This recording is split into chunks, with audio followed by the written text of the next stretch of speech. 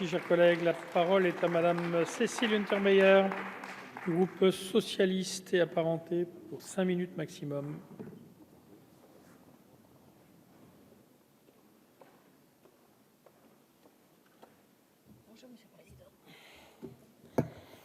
Monsieur le Président, Monsieur le Ministre, Madame la Présidente de la Commission des lois, Madame la rapporteure pour avis, mes chers collègues, je ferai 3 observations par rapport à cette proposition de loi. La première, c'est que le mouvement communal remonte sinon au néolithique, en tout cas au Xe, XIe siècle.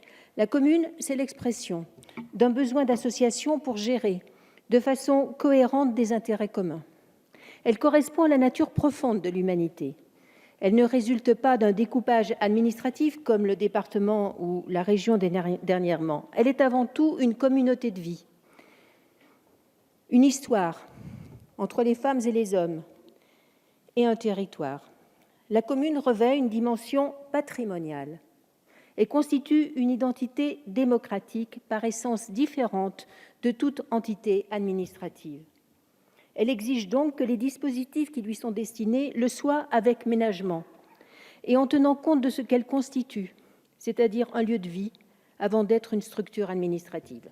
La loi dite Marcellin du 16 juillet 1971, où le traumatisme du regroupement autoritaire des communes est un échec pour avoir ignoré cette réalité.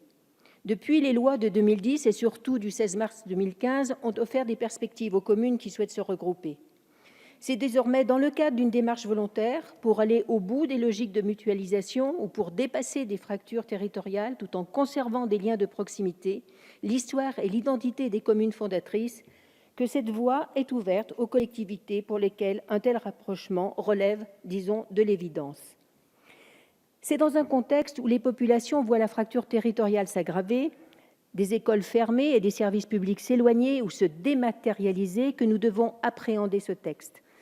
C'est-à-dire non pas comme une démarche technocratique, mais comme la garantie de plus de services publics dans la proximité, avec une prestation de qualité renforcée.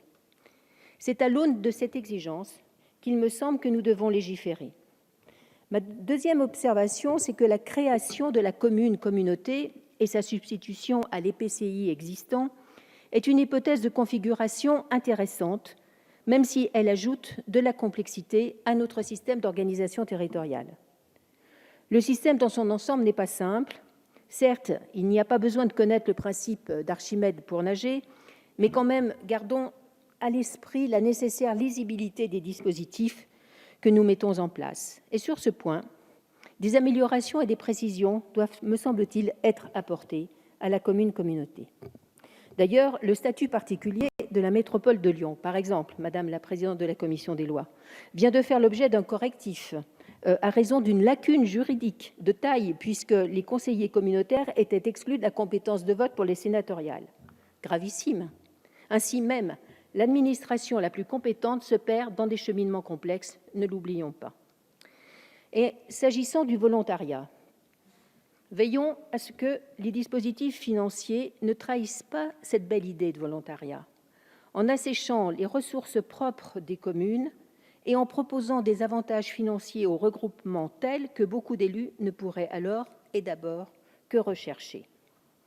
Vous devez nous rassurer sur ce point, Monsieur le Ministre, mais on ne peut pas dire aimer les communes et dans le même temps organiser leur disparition, si j'en crois les propos tenus par mon collègue le député Stéphane Peu il y a tout à l'heure. Enfin, troisième observation. Le citoyen doit être au cœur de nos préoccupations et beaucoup de collègues députés à la tribune en ont parlé.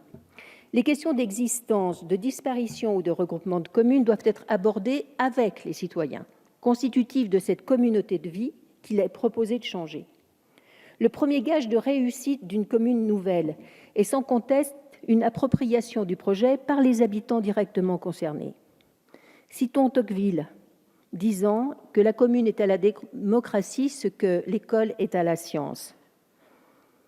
Sur le sujet qui nous occupe, la consultation citoyenne dont dispose le Code général des collectivités territoriales, par une mesure législative qui date, elle est de 2010, ne s'impose qu'en cas de désaccord entre les communes. Je trouve regrettable, du point de vue de la démocratie locale, que cette consultation ne soit pas davantage encouragée par la loi. Il ne s'agit pas d'alourdir la procédure, ni de donner à cette consultation et à son résultat un caractère impératif, mais de donner des clés de réussite aux élus locaux. Celle-ci, je parle d'expérience, se niche dans la discussion avec la population. Nous n'avons pas pu déposer d'amendement en ce sens à raison de l'article 40. Ainsi, d'une manière générale, il est aujourd'hui impossible pour un parlementaire de prévoir un dispositif de consultation des électeurs, peu importe le sujet. Pourtant, il s'agit de démocratie locale, dont nous sommes les premiers à ressentir les besoins sur le territoire et à devoir en garantir la réalité en tant qu'élus nationaux. Dans un contexte où les demandes démocratiques sont de plus en plus fortes, l'article 40 me semble obsolète en ce domaine. Je vous remercie. Merci, cher collègue.